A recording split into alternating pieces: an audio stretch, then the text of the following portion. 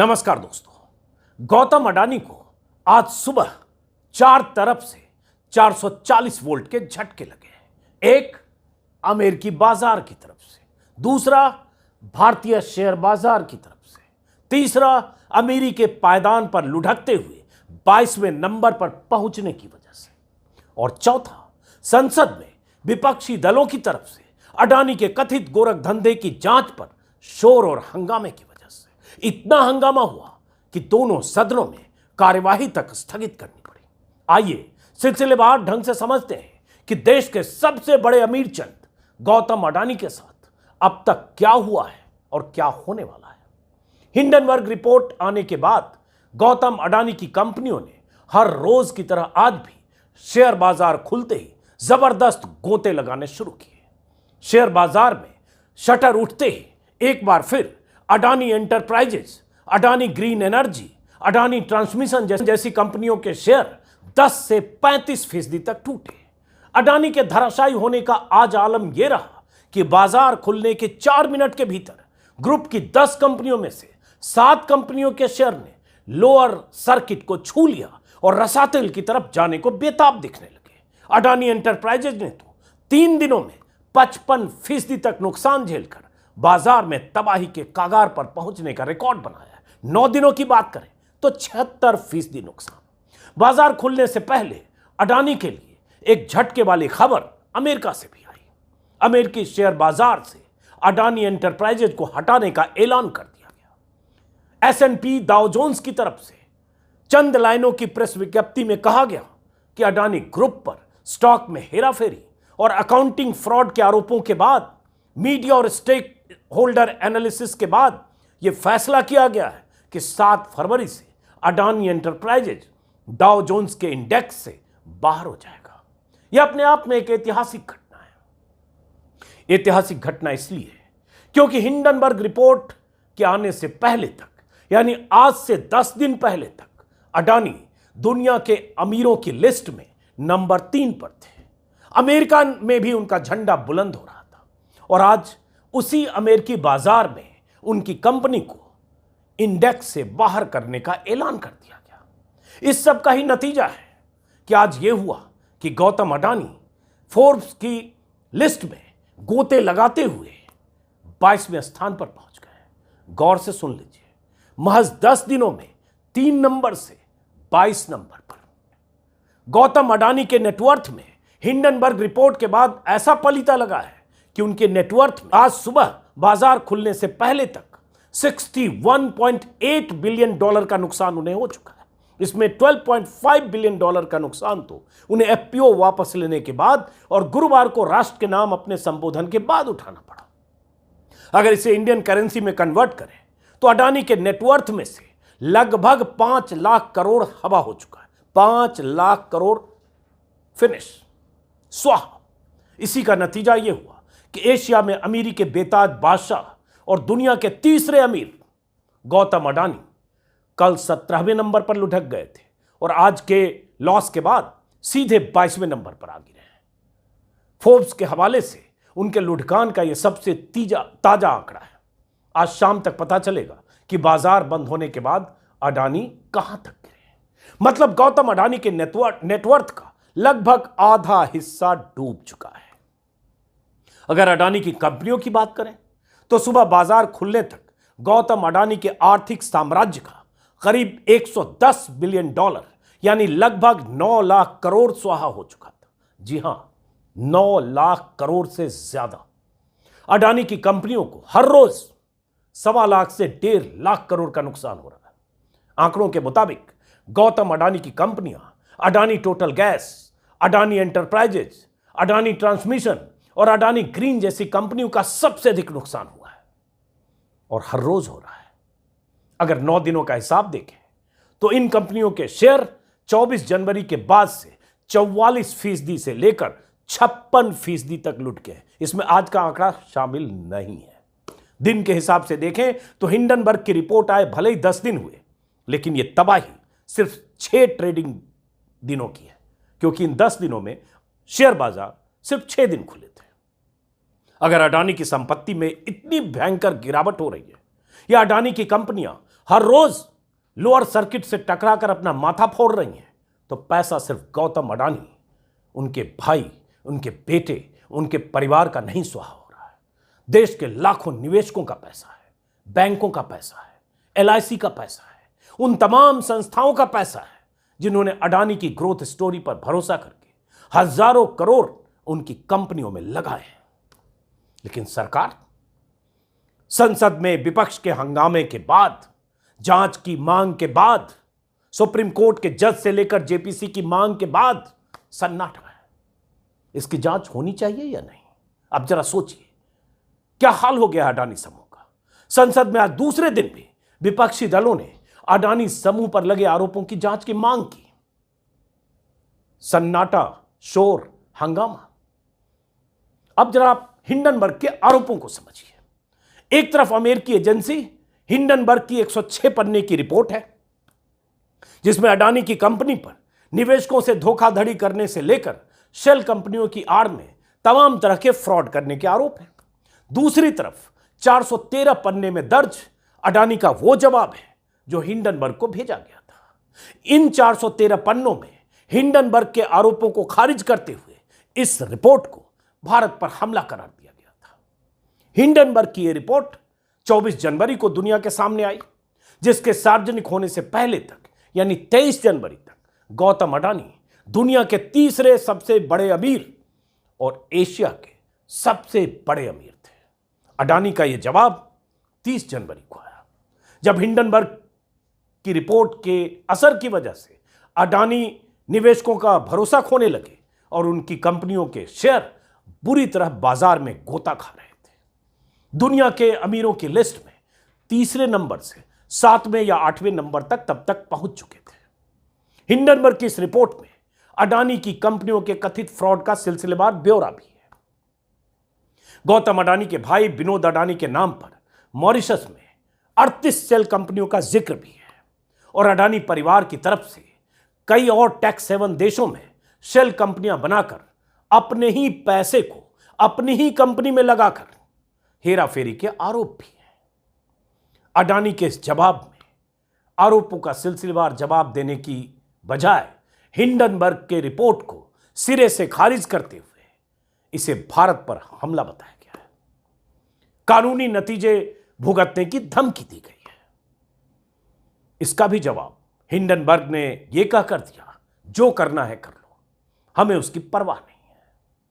साथ में यह भी कहा कि धोखाधड़ी को राष्ट्रवाद की आड़ में अडानी ग्रुप छिपा नहीं सकता। यह भी चुनौती दी कि मुकदमा करना है तो अमेरिका में भी करो। अब सवाल यह उठता है कि हिंडनबर्ग की रिपोर्ट में अडानी पर लगाए गए आरोप अगर गंभीर है तो जांच होनी चाहिए। आरोप सही है या गलत, अडानी ने अपने बचाव में 413 पन्नों में जो कहा है वो सिर्फ लीपापोती है या सही में उनके खिलाफ कोई बड़ी अंतर्राष्ट्रीय साजिश की गई है। हकीकत इन दोनों फाइलों के बीच कहीं है। इसका पता कैसे चलेगा? जांच से। और जांच कौन कराएगा? भारत सरकार कराएगी। सेबी की जिम्मेदारी है, क्योंकि नियामक संस्था सेबी है। सेबी कहां है? सेबी के रहते यह सब हो रहा है, तो फिर जांच तो होनी चाहिए। यही मांग विपक्ष कर रहा है, यही मांग वो तमाम लोग कर रहे हैं जिन्हें लग रहा है कि अडानी की कंपनियों में भारी लोचा है, भारी हेराफेरी है। एक बार फिर से हिंडनबर्ग की रिपोर्ट में कुछ आंकड़े हैं, उस पर लौटते हैं।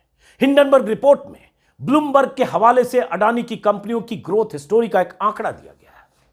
हिंडनबर्ग का आरोप है कि बीते 3 सालों में अडानी की 7 लिस्टेड कंपनियों के शेयर में रहस्यमय ढंग से उछाल आया है। हिंडनबर्ग का दावा है कि अडानी ग्रुप की ये 7 कंपनियां 85% तक ओवरवैल्यूड है, 85% ओवरवैल्यूड। ये 24 तारीख को जानकारी आ गई थी। अब इस आंकड़े को ग्राफिक्स के जरिए आप देखिए और इसी पर सवाल उठ रहे हैं। अब यह आंकड़ा क्या है? स्क्रीन पर आप देख पा रहे हैं। अब इस आंकड़े में पहले साल का ग्रोथ और तीसरे साल का ग्रोथ दिखाया गया। जैसे अडानी एंटरप्राइजेज पहले साल 101% का ग्रोथ हुआ, लेकिन 3 साल में 1398%, 1398% का ग्रोथ हुआ। अडानी ट्रांसमिशन पहले साल में 36% का ग्रोथ हुआ, लेकिन 3 साल में 7 to 9% का ग्रोथ हुआ। 3 साल में ग्रोथ मतलब शेयर बिका, इतना उछाल आया शेयर में। वैसे ही अडानी टोटल गैस, पहले साल में स्टॉक के जरिए गेन हुआ 118%, लेकिन 3 साल में कुल 21 मतलब 2121% का गेन हुआ शेयर में। अब समझिए कितना गुना शेयर अडानी का 3 सालों में बढ़ा। यही जिक्र करते हुए कुछ आंकड़े, हालांकि ब्लूमबर्ग के हवाले से, इसी में अडानी पावर पहले साल 1 साल में स्टॉक गेन हुआ 167%, लेकिन 3 साल में 332%। यही हिंडनबर्ग इन आंकड़ों के जरिए कुछ सवाल उठा रहा है। सवाल क्या है? अडानी की अमीरी की मीनार बीते 3 सालों में इन्हीं कंपनियों के शेयर में 500, 700, 1000, 1300 या 2400, ये माफ करें 2100 गुना उछाल से बनी है। इस उछाल के पीछे हिंडनबर्ग की कई कॉन्स्पिरेसी थ्योरी का हिंडनबर्ग ने हवाला दिया है। हिंडनबर्ग ने कहा है कि अडानी के नेटवर्थ में बीते 2.5 सालों में 13 गुना की बढ़ोतरी हुई है। 3 साल में कंपनियों के शेयर 819 गुना बढ़े हैं। हिंडनबर्ग के मुताबिक इसके पीछे बड़ी वजह तमाम तरह की धोखाधड़ी और स्टॉक मैनिपुलेशन है। हालांकि हिंडनबर्ग के इन सभी आरोपों को अडानी ग्रुप ने खारिज किया है, और जो मैंने शुरू में बताया कि 413 पन्नों के जवाब में बहुत कुछ लिखा भी है, लेकिन फिर भी हिंडनबर्ग का कहना है 88 सवाल में से ज्यादातर सवालों के जवाब नहीं है, बल्कि राष्ट्रवाद की आड़ में लीपापोती करके जवाब दिया अडानी ने। बाजार ने भी अडानी के जवाब पर भरोसा किया होता तो मात्र 6 दिनों की ट्रेडिंग में अडानी की कंपनियों में सुनामी नहीं आई होती। आज 7वां दिन है। सुबह 35% स्टॉक नीचे गया था, अभी रिकॉर्ड कर रहा हूं तब 20-22% है। निवेशकों ने भी तिरंगे के सामने खड़े होकर कंपनी के सीएफओ ने जो बातें की उस पर भरोसा नहीं किया। नहीं एफपीओ वापस लेने को लेकर नैतिकता वाला जो फैसला घोषित किया गया, और इस तरह से अडानी की कंपनी ने 4 मिनट का वीडियो संदेश जारी किया, नहीं इस पर भरोसा किया। कोई तो वजह है कि बाजार और निवेशक अडानी से दूर भाग रहे हैं, दनादन शेयर बेच रहे हैं। अब सवाल तो वही है कि पता कैसे चलेगा कि मामला क्या है। इस बीच हुआ यह है कि आरबीआई ने बैंकों से ब्यौरा मांगा है कि किस बैंक में कितना एक्सपोजर है अडानी की कंपनियों का। सेबी की तरफ से भी कहा जा रहा है कि कुछ आंतरिक जांच की बात की जा रही है, लेकिन अभी सरफेस पर कुछ जानकारी नहीं है। इस बीच यह भी पता चला, कुछ वेबसाइट में देख रहा हूं कि एनएसई ने अडानी ग्रुप के 3 शेयरों को शॉर्ट टर्म के लिए एडिशनल सर्विलांस मेजर्स लिस्ट में डाल दिया है, जिसमें अडानी पोर्ट, अडानी एंटरप्राइजेज और अंबुजा सीमेंट शामिल है। और ये एक तरीका है जिसके जरिए मार्केट के रेगुलेटर सेबी और मार्केट एक्सचेंज बीएसई एनएसई पर नजर रखते हैं। इसका लक्ष्य निवेशकों की हितों की रक्षा करना होता है, और किसी शेयर में बहुत ज्यादा उतार चढ़ाव होने पे इस तरह से ये जांच की जाती है। अब सवाल उठता है इस बीच विपक्ष का हंगामा, जैसे आज हुआ, विपक्ष ने दोनों सदनों में हंगामा किया, मांग की, और यह मांग वाजिब है। जांच इसलिए होनी चाहिए, जो बार बार मैंने कल के वीडियो में भी बताया है कि यह पैसा निवेशकों का है। अडानी का जब एम्पायर खड़ा हुआ, उनका जब ग्रोथ हुआ, बीते 8 सालों की ग्रोथ पर बहुत बार बात हो चुकी है, और जब ग्रोथ आसमान की तरफ था तो निवेशकों को पैसे के बदले पैसा बन रहा था। लेकिन आज अगर रसातल में जा रहा है तो नुकसान हो रहा है, और उसमें बैंक भी है, एलआईसी भी है, बाकी संस्थाएं भी है। तो जांच तो होनी चाहिए। आज विपक्ष के नेताओं ने कई तरह के संगीन आरोप लगाए, सरकार पर यह आरोप लगाया सरकार बचाव कर रही है, चुप है, भाग क्यों रही है जांच से। यह भी हुआ कि कांग्रेस प्रेसिडेंट मल्लिकार्जुन खड़गे ने विपक्ष की पार्टियों की मीटिंग बुलाई, जिसमें कांग्रेस, टीएमसी, आम आदमी party, Sapa, DMK, Janata Dal, left समेत 13 पार्टियां इसमें शामिल थी। यह भी हुआ, कांग्रेस की तरफ से कहा गया कि 6 फरवरी को देश भर के जिलों में जो एलआईसी और एसबीआई कार्यालय हैं वहां प्रदर्शन करेंगे विपक्षी दलों के नेता या कांग्रेस के नेता, ये कहते हुए कि शेयर बाजार का या अमृतकाल का सबसे बड़ा घोटाला है। घोटाला है या नहीं है, इसके बारे में न मैं कुछ कह सकता हूं, न जो कह रहा है उसके पास कोई उसका कागजी प्रमाण है। लेकिन जो हुआ, जो हिंडनबर्ग ने आरोप लगाया, उन आरोपों के बाद अडानी के शेयरों में जो गिरावट हुई 50% तक, 76% तक, अडानी एंटरप्राइजेस जो इतना लॉस हुआ, हर रोज 1 लाख करोड़, 1.25 लाख करोड़, 1.5 लाख करोड़, 9 लाख करोड़ तक स्वाहा हो गया। तो इसकी जांच तो होनी चाहिए। और वो जांच इसलिए भी ज़रूरी है कि हिंडनबर्ग का जो ट्रैक रिकॉर्ड है, जो बहुत सारी वेबसाइट, ब्लूमबर्ग, फोर्ब्स, जो बाकी इंटरनेशनल जो अखबार हैं उसमें जो छप रहे हैं उसके बारे में, उसमें है कि उसने 2020 से अब तक, कंपनी 5 साल पहले ही बनी है, 30 कंपनियों को टारगेट किया। हिंडनबर्ग रिसर्च संस्था ने शॉर्ट सेलिंग करके वो अपना कारोबार भी करती है, एक तरह से कहें कमाती भी है पैसे, जिसमें से 30 में से ज़्यादातर कंपनियां, सब कंपनियां 26% तक उनके जो शेयर हैं वो टूटे हैं, और कुछ कंपनियों का तो मेजर नुकसान हुआ है, 90% तक शेयर टूटे हैं। मतलब जिन कंपनियों को टारगेट किया गया, जिन कंपनियों के बारे में हिंडनबर्ग ने रिपोर्ट जारी की, उन कंपनियों को जबरदस्त नुकसान हुआ है। अगर वो नुकसान वहां हुआ, कहीं ये नुकसान जिस तरह से यहां होता दिख रहा है, और ये नुकसान अगर नहीं रुका और इस नुकसान की वजह से लाखों करोड़ों निवेशकों को नुकसान हुआ, बैंकों को नुकसान हुआ, तो उससे पहले जांच होनी चाहिए। नुकसान तो ऐसे बहुत हो चुका, और सवाल सेबी की साख पर भी उठ रहा है। और वो सवाल जो कल भी मैंने उठाया था कि अगर अडानी की जगह कोई और कारोबारी, कोई और बिजनेस होता और मोदी से उसकी अंतरंगता नहीं होती, उसे मोदी के मित्र के तौर पर, दोस्त की तौर पर उसकी पहचान नहीं होती, तो भी सरकार क्या ऐसे ही कर रही होती? बहुत सारे आंकड़े और जानकारियां हैं कि बीते 5 सालों में कैसे अडानी का ग्रोथ हुआ, कैसे हर एयरपोर्ट पर अडानी को ऑक्शन के जरिए ही सही, लेकिन ऐसा नियम कानून था कि अडानी ने हर एयरपोर्ट को अपने कब्जे में लिया, या ऑक्शन के जरिए अडानी के अंदर तमाम एयरपोर्ट पर अडानी का कब्जा हुआ। हर तरह के धंधे में आज अडानी है, और हर तरह के धंधे में अडानी का एक छत्र साम्राज्य होना ही अडानी को वहां तक पहुंचाया जिसके बाद वो दुनिया के नंबर 3 पर थे। और हिंडनबर्ग की एक रिपोर्ट ने वो कर दिया कि आज 22वें नंबर पर है। इस बीच कल भी बात हुई थी, स्विट्जरलैंड की जो लैंडिंग कंपनी है उसने कोलेट्रल अडानी एंटरप्राइजेज के नाम से देने से मना कर दिया है। इतना कुछ हो रहा है सरकार की तरफ से, मोदी जी की तरफ से, अभी कुछ ऐसा संकेत नहीं मिल रहा है कि जांच कब शुरू होगी। सवाल आप भी सोचिएगा, इस सवाल का जवाब,